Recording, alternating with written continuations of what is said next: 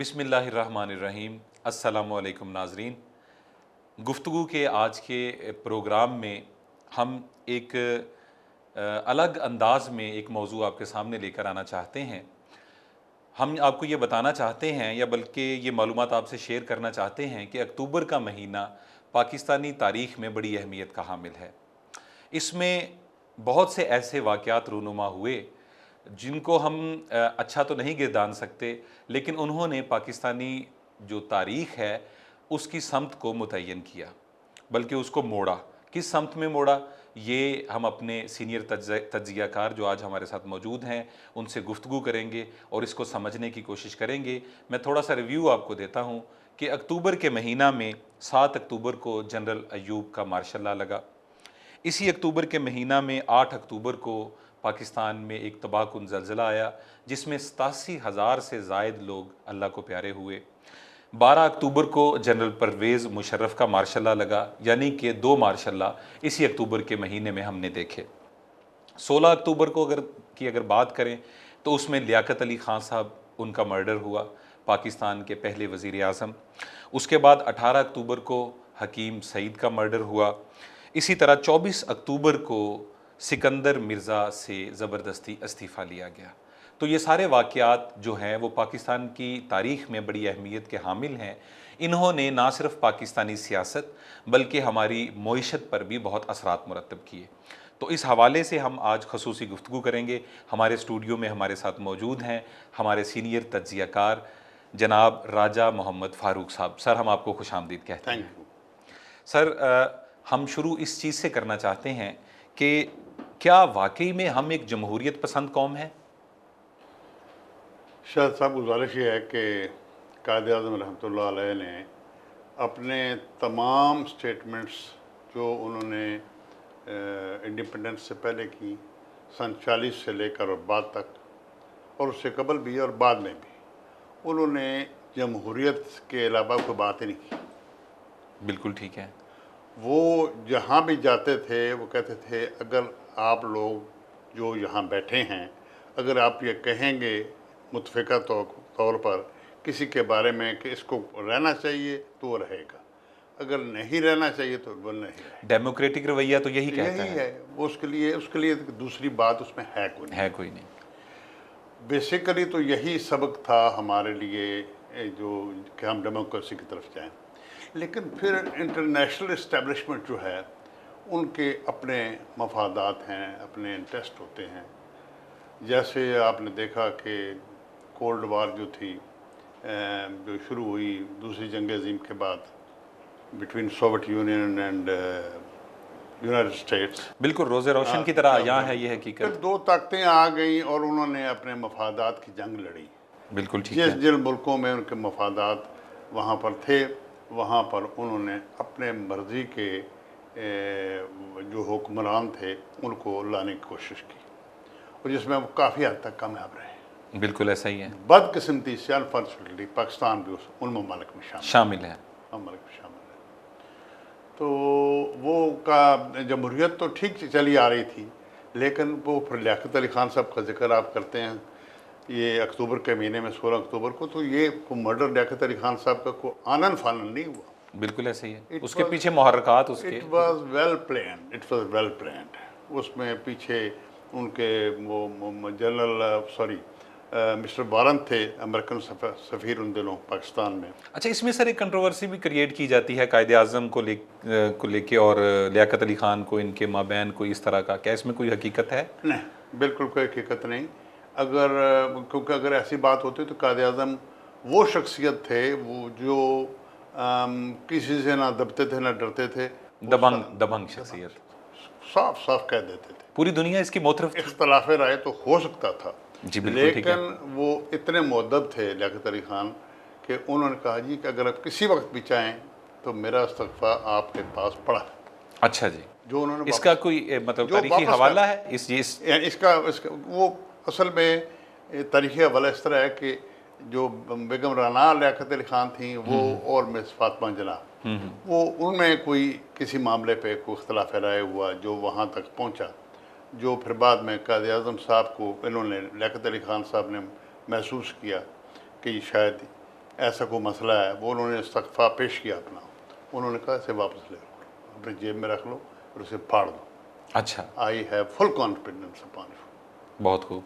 And never discuss this issue with me. अच्छा, ये एक रोशन पहलू है इसका, लेकिन बदकिस्मती से हमारे यहाँ रोशन पहलू मस्ख़ कर दिए जाते हैं और तारीख पहलू सामने लाकर हमें शर्मिंदा करने की हमारी तारीख को कोशिश की जाती है। अच्छा, लेकिन सर मेरा सवाल अपनी जगह पे खड़ा है। ये तो बिलाशुबा कायद-ए-आज़म मोहम्मद अली जिन्ना, उनकी जमहूरियत पसंदी या उनके डेमोक्रेटिव एटीट्यूड्स में तो कोई क्वेश्चन हो नहीं सकता, लेकिन मेरा सवाल ये था कि क्या हम एक जमहूरियत पसंद कौम हैं?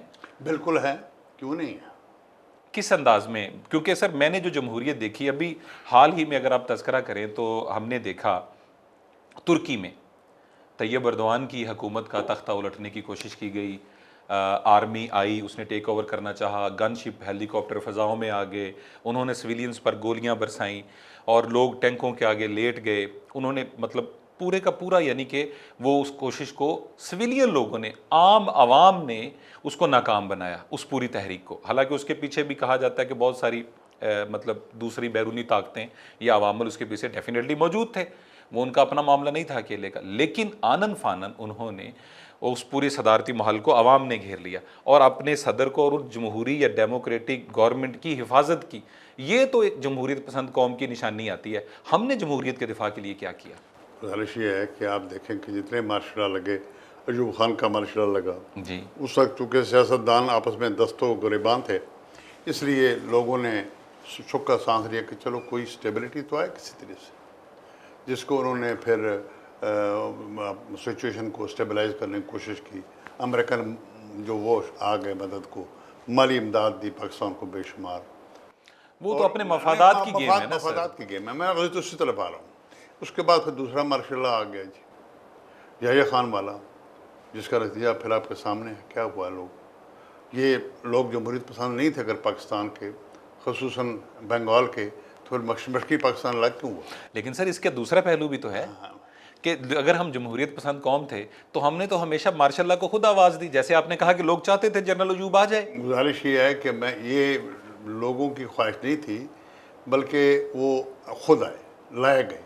अच्छा, ये मैं बैक टू कंट्राडिक्ट, मैं आपसे इख्तलाफ करूँगा। बिल्कुल आपको हक है, लेकिन हमने ये देखा कि माहौल ऐसा बन जाता है कि लोगों को कहते सुना जाता है कि जी इस हुकूमत से तो मार्शल लॉ बेहतर है। देखो, गुजारिश ये है कि वो ज़ाती आपके सियासतदानों की बदगुमानियाँ, आपके सियासतदानों की नाअहली और उनके जो है मतलब काम ना करने की सलाहियत, वो लोगों को मजबूर करती है कि कोई सिंगल ऐसा मसीहा आ जाए, कोई ऐसे शख्सियत आ जाए जिससे ये सारे मामलात हमारे सीधे हो जाए। ईरान में क्या हुआ? तो क्या सीधे हुए सर? फिर क्या सीधे नहीं होते, क्योंकि वन मैन शो होता है। ऐसा ही है, बिल्कुल ऐसा ही है। इर्द गिर्द वो लोग आ जाते हैं, बैरूनी ताकतें इसीलिए तो पसंद करती हैं कि to deal with the one man. वो फिर वो लोग इर्द गिर्द वो लोग आ जाते हैं जो अपने मफादात के लिए उस आदमी को अपने तौर पर, मोहरे के तौर पर सामने इस्तेमाल करते हैं, उसकी खुशामद भी करते हैं, उसके लिए काम भी करते हैं, बिल्कुल ठीक है, उसके काम भी आते हैं। फिर तीसरा मार्शल आया आपका, फिर चौथा मुशर्रफ वाला मार्शल आया, मैं बात कर रहा हूँ जी, बिल्कुल ठीक है। जब चौथा मार्शल मुशर्रफ साहब वाला आया तो सूरत हाल ये हो गई थी कि वर्दी पहने हुए लोग, जब ज़्यादा मार्शल को दिन हो गए ना जी, ये हकीकत है, 8 साल तकरीबन, मतलब है ये थोड़ी सी, क्योंकि ये फौज वाले भी हमारे लोग हैं ना, ये हमारे बहन भाई हैं, हम में से हैं, हम ही हैं, बिल्कुल ऐसे ही है, बिल्कुल ऐसे। ये फौज पाकिस्तान, रियासत पाकिस्तान की फौज है, बिल्कुल ऐसा ही है, स्टेट ऑफ पाकिस्तान की फौज है, कोई दूसरी राय इसमें हो ही नहीं सकती। वो तमाम जो फौज वाले हैं वो उसमें बड़े बड़े काबिल फख्र लोग पैदा हुए हैं, बिल्कुल ऐसे ही है, ऐसे ऐसे लोग पैदा हुए जिन्होंने बेशुमार पाकिस्तान के लिए अच्छा काम किया, जिनकी वजह से आज पाकिस्तान कायम दायम है, जिनकी वजह से पाकिस्तान कायम दायम है, बिल्कुल ऐसे ही, जो हकीकत है वो करनी चाहिए, बिल्कुल ऐसे। लेकिन इसके बावजूद उनके मार्शल लॉ के आखिरी दिनों में मुशर्रफ साहब ने एक हुक्मनामा जारी किया था, अगर मैं गलत नहीं हूँ, कि बाज़ारों में वर्दी पहन कर ना जाए। अच्छा, ये हालात इस तरह से हो गए थे, हालात के लोगों में एक मनफी रद्द-ए-अमल आ रहा है, रेजिस्टेंस कह लें आप इस तरह का, आस्ता आस्ता आ रही है, इसलिए वर्दी पहन कर ना जाए। और फिर वो जो अफसरान थे या जवान थे वो वर्दी पहन कर बिलअमूम नहीं जाते थे, जहाँ ड्यूटी होती थी जाते थे, ठीक है, वैसे नहीं जाते थे। वो क्या था कि अवामी रद्द-ए-अमल का डर था। तो फिर मार्च में क्या हुआ 2008 में, कितनी ताकत से एक आपने मतलब जो बैठे हुए थे जनरल मुशर्रफ साहब, किस तरह उनको हटाया उन्होंने, किसने हटाया? दुरुस्त, लोगों ने हटाया, लोगों ने हटाया, लोगों ने हटाया ना, कोई मैंने आपने तो जाकर नहीं उठाया उनको। लेकिन वो 8 साल ले गए इस सारे चक्कर में। ले गए 8 साल, लेकिन उस 8 सालों में नुकसान भी कितना हुआ। अच्छा सर, आपको ये महसूस नहीं होता कि हम, एक तो ये हमारी आंख मचोली जमहूरियत माशाल्लाह, जमहूरियत माशाल्लाह, पाकिस्तान की 73 साल तारीख है, और हम देखें तो स्टेबिलिटी हमें नज़र नहीं आती इसमें।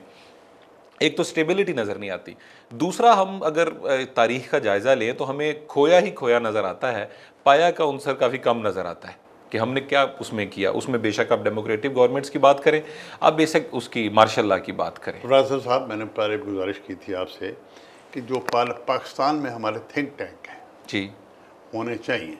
बिल्कुल ठीक है। ये रियासत पाकिस्तान के जो अदारे हैं उनको इनकी तरफ, थिंक टैंक्स की तरफ तवज्जो देनी चाहिए, बिल्कुल ठीक है। उनकी राय लेनी चाहिए, उनकी बात सुननी चाहिए कि हालात का रुख किस तरफ ले जाए। क्यों नहीं ये मुमकिन, क्यों ये मुमकिन नहीं है कि पाकिस्तान के सियासतदान, पाकिस्तान के ब्यूरोक्रेट से नसीर जो हैं, पाकिस्तानी अदारों के जो लोग हैं, वो साकर के जो लोग हैं, वो भी बैठे हैं, उनमें बड़े बड़े समझदार लोग हैं, बड़े बड़े पढ़े लिखे लोग हैं, वो बैठकर कोई ऐसा अफ़ाम तफ़हीम से हल निकालें कि ये सिस्टम ड्रेल ना हो।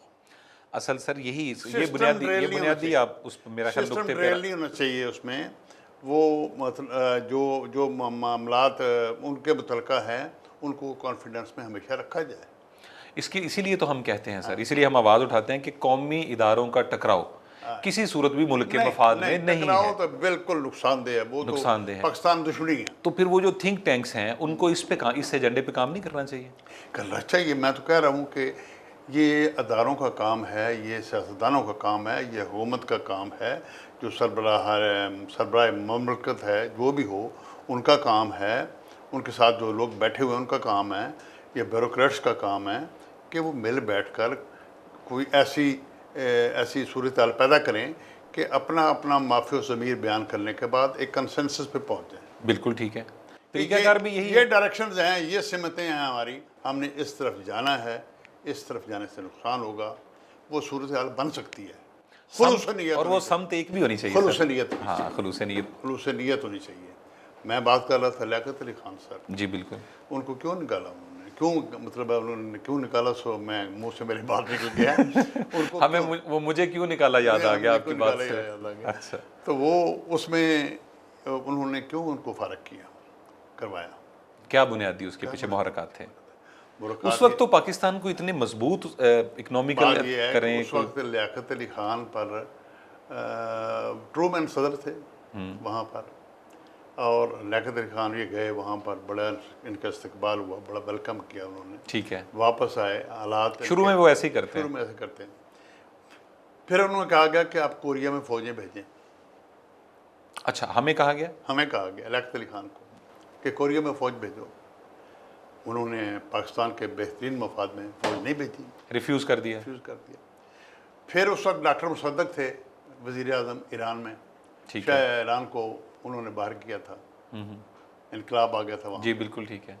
उन्होंने कहा ईरान में आप दखल दें। अच्छा, ये उनकी मतलब डिमांड्स थी हमसे या लियाकत अली खान साहब से? बिल्कुल। ये फिर अफ़गानिस्तान के मसले में उन्होंने कहा कि आप झुकाव पैदा करें। ठीक है। तो ये बातें पाकिस्तान के मफादात में नहीं थी। लियाकत अली खान ने इनमें से लियाकत अली खान साहब ने एक भी बात मतलब उसमें एक्सेप्ट नहीं किया? इन तीनों बातों में से एक बात भी नहीं मानी। तो यानी ये जो वो मर्डर था वो ये बात यहाँ पर आके ख़त्म हुई। हाँ जी, उसके बाद ये फिर पाकिस्तान के इस्टेब्लिशमेंट में जो ब्यूरोक्रेट थे, मलिक ग़ुलाम मोहम्मद साहब थे, ठीक है जी, फिर सिकंदर मिर्ज़ा था, चौधरी मोहम्मद अली थे, ये सारे जो ब्यूरोक्रेट्स थे, ये सारे ख़ास तौर पर मलिक ग़ुलाम मोहम्मद अमेरिकन के बहुत क्लोज थे, अमेरिकन के बहुत क्लोज थे। बिल्कुल। मैं क्या कि उनका एक डिप्लोमेट था अमेरिकन एम्बेसी का, उसने अपने घर में ग़ुलाम मोहम्मद की फ़ोटो लगाई हुई थी। ओहो, इससे अंदाज़ा कर लेंगे किस हद तक क्लोज थे वो, किस हद तक कुर्बत थी। नाजरीन, हम ये बड़ी तारीख़ के वो पहलू हैं, वो अबवाब हैं जिनका जानना और जिनका समझना हमारे लिए अज़हद ज़रूरी है, ताकि हम जिस फ्यूचर की बात करते हैं, जिस ताबनाक मुस्तकबिल की बात करते हैं, या जो हम इमेजिन करते हैं अपने ख़यालों में अपनी बच्चों के लिए, अपनी नस्लों के लिए, उसके लिए बड़ा ज़रूरी है कि हम अपने माज़ी को कुरेदते हुए, उसको जानते हुए अपने मुस्तकबिल की समत का तयन करें। तो राजा साहब से ये गुफ्तगू जारी रहेगी। हम आते हैं एक छोटी सी ब्रेक के बाद वापस।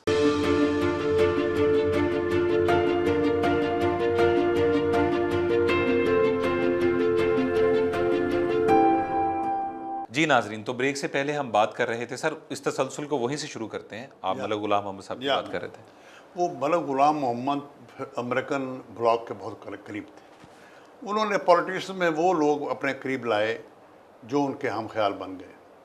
मोहम्मद अली बोगरा, मुश्ताक अहमद गुरमानी, और फिर उसके बाद ब्यूरोक्रेट्स में, सिविल सर्वेंट्स में आप कह सकते हैं कुर्बान अली खान। अच्छा, ये उन्होंने इनको अपना हमनवा कर दिया। अपना हमनवा किया। ठीक है। सारे इनको हमनवा थे। और ये फिर नेक्सस जो था इनका तमाम, वो किसके, क्योंकि उनको अपने मफादात अजीज थे। उनको तो उनका मकसद ही इससे था। उन्होंने लियाकत अली खान को हटाकर ये देखा कि हमें क्या फ़ायदा होता है। बिल्कुल ठीक है। कौन कौन लोग मुस्तफ़ीद होंगे, कौन लोग मुस्तफ़ीद होंगे। यानी तारीख़ी एतबार से डॉक्टर सफदर महमूद साहब की बड़ी आला रिसर्च है। उन्होंने लिखा है कि जब डॉक्टर सफदर महमूद साहब की भी, और डॉक्टर जुल्करनैन ज़ैदी हैं। अच्छा, प्रोफेसर साहब। अच्छा, उन्होंने मुफस्सल इन हवालाजात पर रोशनी डाली है। हवालाजात उन्होंने बड़ा रिसर्च करके, ये रिसर्च स्कॉलर्स है, डेफिनेटली ये रिसर्च का काम है। रिसर्च का काम है। तो उन्होंने कहा जी कि जिस दिन लियाकत अली खान वहाँ से रवाना होते हैं, अमेरिका से वापसी का सफ़र, अमेरिका से तो वापस आ गए। ठीक है, रवाना कहाँ से होते हैं? नहीं, मैं अर्ज कर दूँ, अमेरिका से तो वापस आ गए। ठीक है। पाकिस्तान में ये डेवलपमेंट कि जी आप अमेरिका कोरिया फौज भेज दें, बिल्कुल ठीक आप है, डॉक्टर मुसद्दक पर जोर डालें, अफगानिस्तान का करें, ईरान का, बिल्कुल उस मामले में अफगानिस्तान के आगे झुक जाएं, ठीक है, उनको ये बरात दे दें। वो सारी बातों से इनकार करते थे, कर दिया उन्होंने लियाकत अली खान, क्योंकि वो बातें पाकिस्तान के मफादात में नहीं थी। बहुत अच्छे, उन्होंने स्टैंड लिया। और जो बंगाली थे वो तो अमेरिकन ब्लॉक में जाने के सख्त खिलाफ थे। अच्छा, मशरकी पाकिस्तान हमारा, मशरकी पाकिस्तान में खिलाफ थे। बिल्कुल ठीक है। तो फिर इन्होंने ये सोचा कि फिर इनको रास्ते से हटाया जाए। अमेरिकन पीछे थे, जिन्होंने पेपर किया उनको। एक और दिलचस्प बात है, बातों में बात आ गई है कि डॉक्टर सफदर महमूद साहब गए अमेरिका। अच्छा, उन्होंने पाकिस्तान पेपर्स देखे। ठीक है। क्योंकि जो हर ये मगरबी ममालिक हैं, ये अमेरिका हो, बरतानिया हो, ये तो ये अपने जो ये सियासी कॉरेस्पॉन्डेंस, डिप्लोमेटिक कॉरेस्पॉन्डेंस होती है या सियासी कॉरेस्पॉन्डेंस होती है, ये 20-25 साल के बाद खोल देते हैं। बिल्कुल ठीक है, वो आ जाती, सामने आ जाती है वो। तो वो डॉक्टर साहब लिखे, अपना डॉक्टर सफदर महमूद लिखते हैं कि उसमें उन्होंने देखा कि अमेरिकन सन 1954 से इनकलाब आया 58 में, ठीक है, अयूब खान के लाने के लिए सरगर्म थे। अच्छा, उसमें वो वाज़ेह है, उसमें वाज़ेह है। डॉक्टर साहब ने लिखा कि मैं पढ़ कर हैरान हुआ कि ये 1954 से अयूब खान को तैयार कर रहे थे, इसको पाकिस्तान का आइंदा सदर बनाया जाए। अंदाज़ा करें आप इससे कि वो हम किस हद तक ग्रास, मतलब वो हमारी जड़ों को खोखला करने के लिए कहाँ तक जाते हैं, सिर्फ अपने मफादात के लिए। हमारा मफाद किसी के पेश नज़र नहीं है। ये मतलब जो तमाम ये ब्यूरोक्रेट्स का और ये सिविल पॉलिटिशियंस का ये जो गठजोड़ था, उन्होंने उनका ये था कि लियाकत अली खान को सीन से हटाया जाए। लियाकत अली खान दयानतदार आदमी था, और लियाकत अली खान वो ख़त्म करना चाहते थे जागीरदारियाँ, जिम्मेदारी। बल्कि उनके मतलब शायद सफदर साहब ने ही लिखा है कि उनकी कितनी वो जागीर छोड़ के आए थे वहाँ पर, 30,000 से ज़्यादा एकड़ वहाँ पर वो इंडिया में छोड़ के आए हिजरत के वक्त, जो मुजफ्फरनगर में भी और करनाल, और यहाँ के क्लेम ही नहीं किया उन्होंने, उनके नहीं किया, अपने चाचाजाद भाई को दिया है। और यहाँ पर एक जमीन का कोई टुकड़ा उन्होंने क्लेम ही नहीं किया यहाँ पर, हालांकि सब लोग ले रहे थे। कुछ भी नहीं। वाह, ये तो हुब्बुल वतनी की एक बड़ी शानदार मिसाल है ये जज्बा हमारे था, सामने। ये हुब्बुल वतनी थी, ये सिंसियरिटी ऑफ पर्पस थी, यानी मकसद में बड़े पुरखुलूस थे। बिल्कुल ठीक तो है। वो फिर वहाँ पर अपनी बेगम को क्या कहते हैं उस सुबह कि आज मैंने बहुत अहम ऐलानात करने हैं। अच्छा, ये इनको भी खबर थी, मुश्ताक गुरबानी को, मतलब ज़ाहिर गुलाम बात वो चूंकि उस हल्के में आ चुके थे सब लोग। सिकंदर मिर्ज़ा को, अयूब खान को, इन सब को ये खबरें थी कि ये लियाकत अली खान जो है ये कोई ऐसी बात कर देंगे। उसी जलसे के दौरान? उसी जलसे के दौरान 16 अक्टूबर को ये सुबह 11:30 बजे चलते हैं अपने जहाज़ पे, तकरीबन 4 बजे पहुँचे पिंडी में। लियाकत बाग। हाँ, मुश्ताक गुरबानी मौजूद, ख्वाजा नाज़मुद्दीन मौजूद, नथिया गरी में थे, मुश्ताक गुरबानी पिंडी में थे। इनको एयरपोर्ट पर होना चाहिए था ना, वज़ीर आज़म आ रहा बिल्कुल वज़ीर आज़म आ रहा था। नहीं मौजूद थे वहाँ पे। अच्छा, क्योंकि they know everything. They knew everything, planning थी ना। फिर जनाब ये जलसे में पहुँचते हैं, जलसागाह में। जलसागाह में एक डायस था, डायस पर एक कुर्सी थी और एक माइक था। अच्छा, बाकी लोग ऊपर थे ही नहीं? नहीं, बाकी लोग एक तरफ बैठे हुए थे। सियासी जलसों में तो हमने देखा ना कि स्टेज पर काफ़ी कुर्सियां लगी होती हैं और बाकी लोग सब लोग। वहाँ पर डिप्टी कमिश्नर था उनके पास, मिस्टर हार्डिंग, नजफ खान था एसपी वहाँ पे, वो पीछे खड़े थे, और पुलिस वाले थे जो ड्यूटी पर इर्द गिर्द थे। सामने उनका मजमा था। बिल्कुल सही। बरदारदा ने मिलत कहा, सैयद अकबर उठा, उसने फायर किए। 9mm का पिस्टल था जिसका लाइसेंस उसने एबटाबाद से बनवाया हुआ था। एबटाबाद से लिया था उसने।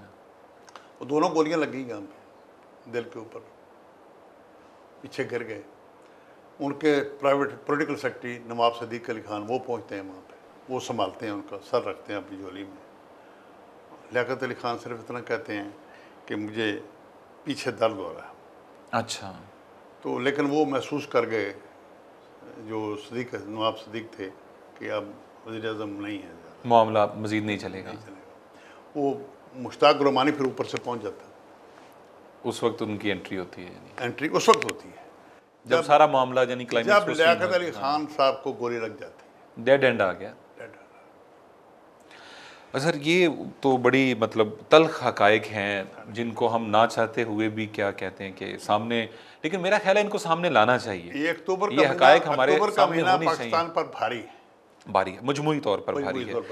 मैं कहते हैं ना कैसे कैसे हकीम सईद जैसे लोग हमने मतलब उनको उनसे जान क्या कहें कि दरवेश शख्स आदमी है, उनका काम देखें, फिलांथ्रोपिस्ट यानी फलाह बहबूद के कामों में हिस्सा लेने वाले, लोगों को रोजगार देने वाले, लोगों को वजीफे लगाने वाले, दानिश्वर। बिल्कुल ऐसे ही है, बिल्कुल ऐसे ही, बिल्कुल ऐसे ही। अच्छा सर, हम चूँकि हमने शुरू किया आज, हमारा बुनियादी जो गुफ्तगू का था मामला अक्टूबर को लेके और इन सारे जो मैं तो इनको सानहे कहूँगा जो हमारी तारीफ में थे, तो इससे हवाले से हम ये देखना चाहते थे कि हम जो बहसीत कौम जो हैं हमने क्या ये जो सारे मामला हुए, हाँ 8 अक्टूबर के ज़लज़ले का तो मैं विटनेस हूँ कि उसमें हमने बहुत रिएक्ट किया।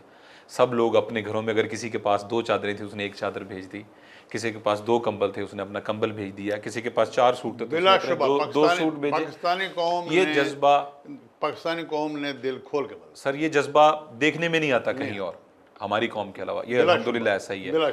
अच्छा, तो ये जो हम जो कहते हैं कि हमारी जो बका है या जो हमारा आगाज़ था कायद-ए-आज़म मोहम्मद अली जिन्ना से, जिस जमहूरी दौर का आगाज़ हुआ या जिस जमहूरी ममलकत इस्लामिया का आगाज़ हुआ, वो जो जमहूरी रवैये हैं बुनियादी तौर पर, हम अक्सर ये बात करते हैं कि सियासतदान ये हैं, सियासतदान का मामला ऐसे है, वो करप्शन की बात करें, वो दूसरे उनकी मतलब किसी भी एतबार से नाअहलियों की बात करें, तो क्या बहसीत कौम हमें जिन जमहूरी रवैयों को अपनाने की ज़रूरत है, क्या वो हम में जो बदरजा उत्तम मौजूद हैं?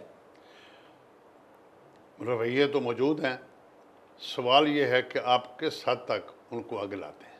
ठीक है, सिर्फ वो आपके अंदर अगर सोच में मौजूद है तो फिर तो मेरा ख्याल है उनका कोई फ़ायदा नहीं है। कोई फ़ायदा नहीं है। अगर अमली तौर पर आप कुछ करते हैं तो वो और बात है।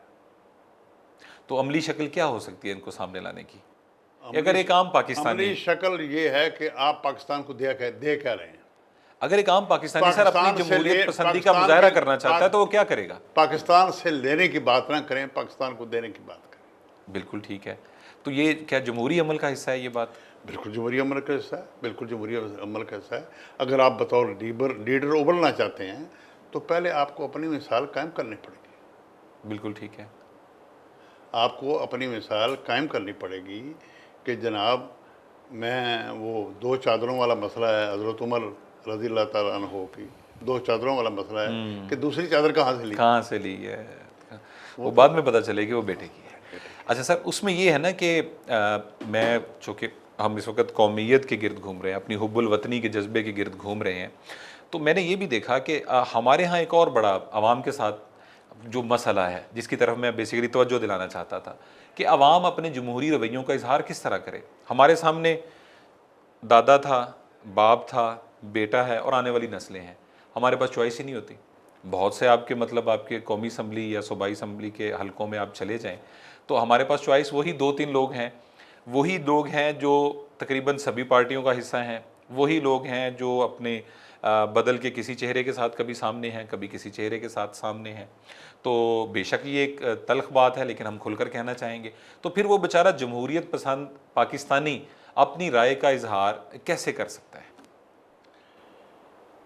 देखिए ये कि पाकिस्तानियों के लिए इतने मौक़े हैं और उन्होंने इतने कार नुमायाँ सर अंजाम दिए हैं कि आप हैरान रह जाएंगे। बेशुमार इंटरनेट रिकॉर्ड जो आपके इल्म में भी नहीं शायद और मेरे इल्म में भी नहीं, जो पाकिस्तानी कायम कर रहे हैं। बिल्कुल एकेडमिकली बिल्कुल ठीक है। आप यंगस्टर्स को देखें, बच्चों को देखें। ये अरफा करीम कौन थी? सर ये तो इंडिविजुअल, ये नहीं, ये पाकिस्तान के बच्चे हैसियत से ये मामला है ना सर। हैं ना, पाकिस्तान के बच्चे हैं। अच्छा, इन्होंने सब कुछ करने के बाद पाकिस्तान कहाँ खड़ा है? पाकिस्तान ये लेकिन तरगीब तो मिल गई ना। तरगीब बिल्कुल है, मिसाल है। ईदी जैसे लोग पाकिस्तान का हिस्सा है, हमारा फ़ख्र है, हमारा फ़ख्र है, हमारा असासा है। लेकिन मैं ये क्वेश्चन ये करना, अगर 22 करोड़ की आबादी में आप 10, 20, 100 लोगों की मिसाल दें तो कोई डाइजेस्ट नहीं होती सर। इस आपकी बात सही है, लेकिन अगर आप एजुकेशन को बेहतर कर लें, अपने एजुकेशन के लिए कर रहे हैं जी ठीक है, लेकिन वो कुछ नहीं कर, गवर्नमेंट कर रही है, आप वो कुछ नहीं कर सके जी ठीक है, जो होना चाहिए। बिल्कुल ठीक है। एजुकेशनल इंस्टीट्यूशन मैं भी खोलूँगा, किस लिए खोलूँगा? पैसे कमाने के लिए। डेफिनेटली ऐसा ही है। फी ज़माना तो यही सिलसिला चल रहा है। यही सिलसिला चल रहा है। ये अफसोसनाक सूरत हाल है। बिल्कुल अफसोसनाक सूरत हाल है। ये बहुत बड़ी अफसोसनाक सूरत हाल है। ये तो एक सिलेबस यूनिफाइड चीज़ें होनी चाहिए कि जो कुछ अगर कराची में पढ़ाया जा रहा है वही HSN में पढ़ाया जा रहा है। बिल्कुल, ये इसकी आवाज़ तो बड़े अरसे से बुलंद की जाती है, लेकिन ये मेरा ख्याल है कि जो कोई ये क्लास ज़माना करीब में तो ये मुमकिन नहीं लग रहा सर। मफादात आ गए ना। अच्छा, लेकिन इसके बरक्स मतलब फिर वही बात है, तस्वीर के दोनों रुख मौजूद होते हैं। बहुत से लोग बहुत अच्छा काम भी कर रहे हैं तालीमी शोबा में भी। बाकी उस मामले जो मतलब पाकिस्तान की इस्तेहकाम और तरक्की के हवाले से अगर आप बात करें तो बहुत से लोग इंडिविजुअली तौर पर अपने तई आप कह लें जितनी उनकी इस्तेताअत है। ये अखुवत देख लें, डॉक्टर साकिब साहब जी बिल्कुल, वो भी तलबा की कितनी मदद कर रहे हैं। जी बिल्कुल कर रहे हैं। बिल्कुल ऐसे बहुत से इदारे हैं जो चीज़ों को आगे प्रमोट कर रहे हैं और ऐसे बहुत सारे इदारे हैं जो लोग अपनी अपनी जगह पर मुस्तहिक तलबा की इमदाद करते हैं। जी बिल्कुल ठीक है, वो कर रहे हैं। अच्छा, इसमें ये सारा अच्छा अभी हम इस नतीजे पर पहुंच रहे हैं कि फिर क्या बुनियादी तौर पर हमें फिर तालीमी निज़ाम में इस्लाहात की ज़रूरत है? जब तक आप तालीमी तौर पर अपलिफ्ट नहीं देंगे, लोगों में ये शऊर नहीं पैदा होगा कि हमने करना क्या है। ठीक है, तालीम सिर्फ ये इतनी है कि आप डिग्री ले लें। तालीम आपको निखारती है। उसके लिए हमें तालीम और तरबियत का लफ्ज़ इस्तेमाल करना पड़ेगा। तालीम आपको निखारती है, ठीक है, आपको पॉलिश करती है, आपको कुंदन बनाती है। बिल्कुल ठीक है। तो ये तालीम हासिल करने से बेशुमार ये फ़वाइद हैं। वरना वो ऐसे क्रिमिनल आप पैदा करते रहेंगे। 8 जमात पास है, 9 जमात पास, उठ के वारदातें शुरू हो गए हैं। बेरोज़गारी जो है वो आबादी पर आपका कंट्रोल नहीं है। हमें सेंस नहीं है, आबादी पे कंट्रोल कुछ होना चाहिए था, लेकिन आबादी पे कंट्रोल ही कोई नहीं है। बिल्कुल भी नहीं है, वो तो बढ़ती जा रही है, बढ़ती जा रही है, बढ़ती जा रही है। खुजा इस पर कंट्रोल के हमारे रवैये ये हैं कि मनफी रवैये इस कदर परवान चढ़ गए हैं कि हमें किसी भी चीज़ का जो मुस्बत पहलू है वो हमारी आंखों से ओझल रहता है। क्योंकि वजह ये है कि हम जिस फ़िज़ा में सांस ले रहे हैं, हम इनहेल करते हैं ना चीज़ों को, जो फ़िज़ा है सर, जो यहाँ पर हम चाहते या ना चाहते हुए भी उसकी बू को, या बदबू को अपने अंदर हम उस स्मेल वो हमारे अंदर जाती है।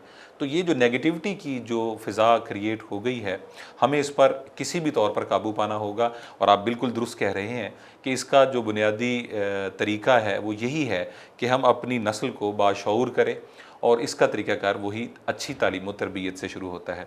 इस गुफ्तगू को इसी अंदाज़ में आगे मज़ीद बढ़ाएँगे। नाज़रीन, हमारे साथ रहिएगा।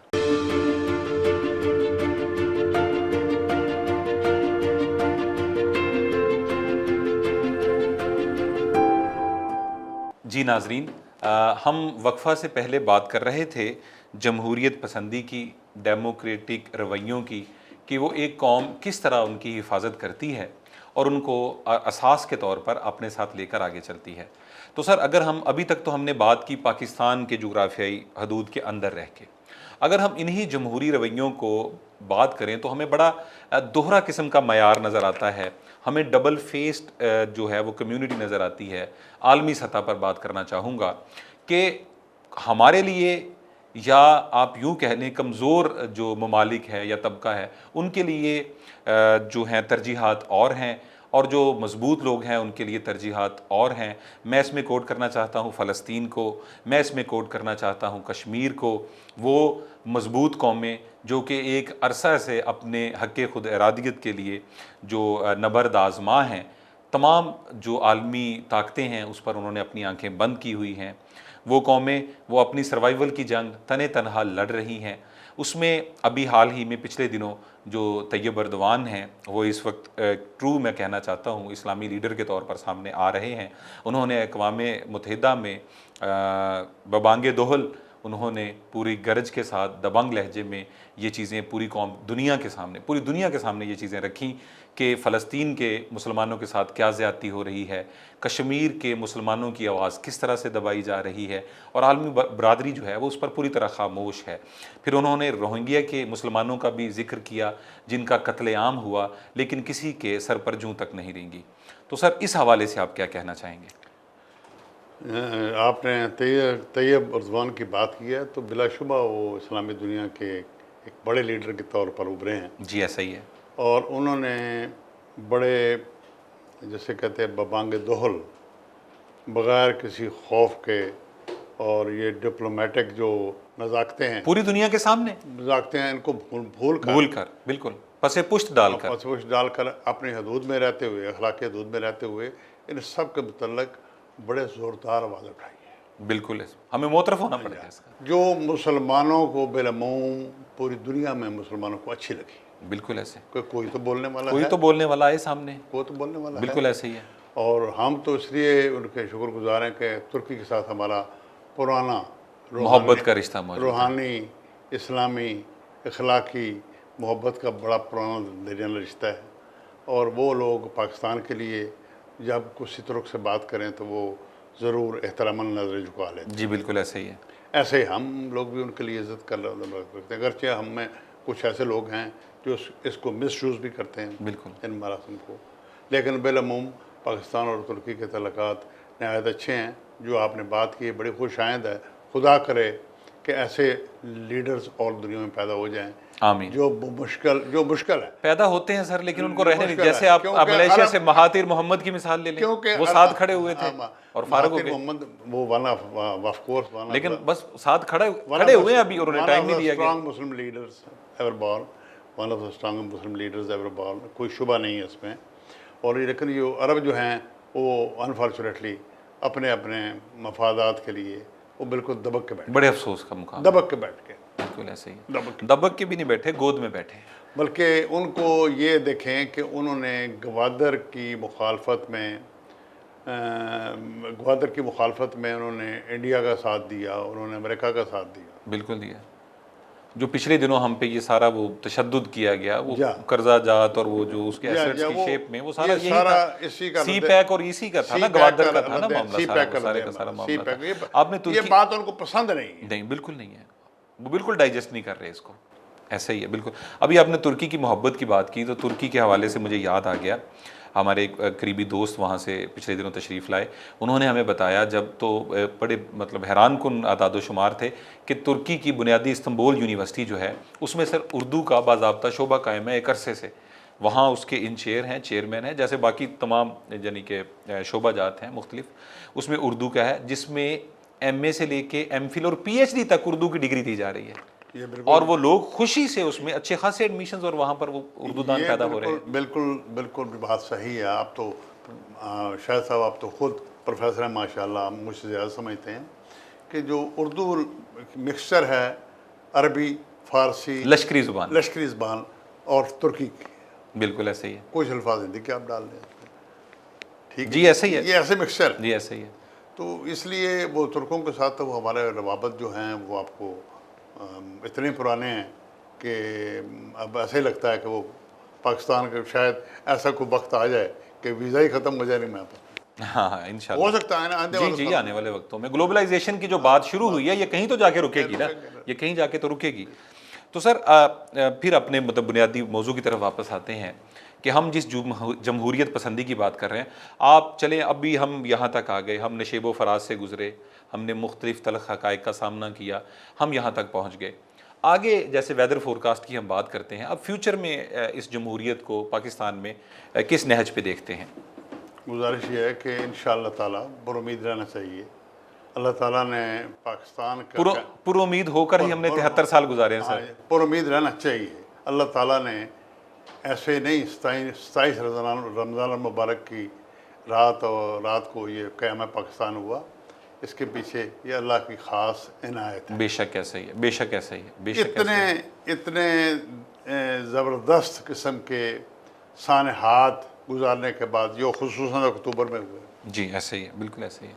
आप बल्कि बता रहे थे कि आपके इत्तला के लिए ये कश्मीर का जो इशू था वो भी प्रोफेसर लैम हैं, उन्होंने किताब लिखी है। अच्छा, उसमें उन्होंने ख़ास तौर पर जिक्र किया है कि कश्मीर का इशू भी अक्टूबर में भी शुरू हुआ। ये भी अक्टूबर में शुरू हुआ था लड़ाई, ये जो लड़ाई लड़ी गई हमारी जानब से कश्मीर में उस वक्त, वो अक्टूबर में के महीने में। अच्छा, बल्कि ये भी तो बता रहे थे ना कि BBC के एक टॉक शो में BBC.com बताया गया कि अक्टूबर का महीना जो है BBC.com ने पाकिस्तान के लिए बड़ा किया, खतरनाक है ने कि ये पाकिस्तान के लिए बड़ा भारी महीना है। अब देख लिए एक चेन ऑफ इवेंट्स जो है वो एक आ रही है कि आप 7 अक्टूबर को शुरू होते हैं और फिर 8 अक्टूबर को ज़लज़ला आ जाता है। सर देखिएगा, अब ये फिर अक्टूबर से हम गुजर रहे हैं तो 7 और 12 के बाद हालात भी कोई ऐसे ही हैं, लेकिन हम तो 7 और 12 के बाद कोई नई डेट तो आने की तवक्को नहीं। बात यह कि अल्लाह के रहम करम पे हैं सब। जी सर, अल्लाह के रहम करम पे है ना सब। तो वो ये आप देख लें कि तसल्सल के साथ 7 को मार्शल आ गया यूब खान वाला, फिर 12 को आया, फिर जनाब उसके बाद मैं इवेंट्स के साथ साथ जी 8 को आपका ज़लज़ला आ गया, बिल्कुल ऐसे ही है। फिर 12 अक्टूबर को मुशर्रफ साहब का आ गया जी, तशरीफ ले आए। 16 अक्टूबर को लियाकत अली खान कत्ल हो गए जी। 18 को हकीम सईद साहब, 18 हकीम सईद कत्ल हो गए जी, बिल्कुल ऐसे। 24 अक्टूबर को सिकंदर कॉन्स्टिट्यूंट असम्बली जो थी वो डिज़ाल्व की, किसने? गुलाम मोहम्मद साहब ने। वो तो उसके पीछे तो आपने बताया ना कि वही तनाजुर था जो। फिर 18 को साना कारसाज हो गए। बिल्कुल, हम यहाँ तक पहुँचे। तो हम आपसे, आप बड़े सीनियर आदमी हैं, हम आपसे पूछना ये चाहते हैं कि 7 और 12 के बाद अभी 15 आज मतलब आगे अभी आधा महीना बाकी है अक्टूबर का, कोई नई तारीख के किसी इजाफे का खदशा तो नहीं है? नहीं, मैं अल्लाह के तवक्कुल पर भरोसा करता हूँ कि अल्लाह ताला, पूरी कौम करती है और हम तवक्कुल के भरोसे पे तो चल रहे हैं कि अल्लाह ताला इन सियासतदानों को भी और हमारे तमाम जो सरबराहान हैं अदारों के, वो सारे बड़े बालिग और पढ़े लिखे और समझदार लोग हैं।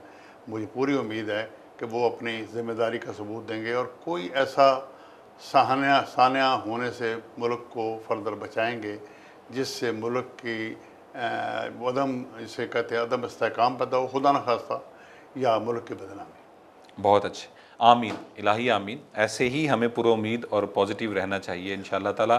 तो नाजरीन, आपने देखा कि आज की गुफ्तगू में हमने कुछ कंक्लूड नहीं करना था। हमारे अमूमी जो प्रोग्राम है उसमें हम देखते हैं कि हम कोई नतीजा खेज़ गुफ्तगू करने की कोशिश करते हैं, लेकिन आज का हमारा मकसद ये था कि कुछ उन तारीख़ी हक़ाइक़ को आपके साथ शेयर किया जाए जो कि हमारे जानने अज़हद ज़रूरी हैं, हमारा जानना, क्योंकि यही वो हक़ाइक़ हैं जिनकी बिना पर हमारा जो मुस्तक़बिल है वो बेस करता है।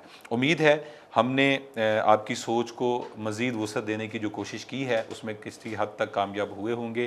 राजा साहब, आपका ख़ुसूसी शुक्रिया कि आपने हमें वक्त दिया। तो इंशाअल्लाह ताला फिर आने वाले हफ़्ते में किसी मज़ीद अच्छी गुफ्तगू के साथ आपकी खिदमत में हाज़िर होंगे। उस वक्त तक के लिए फ़ी अमान अल्लाह।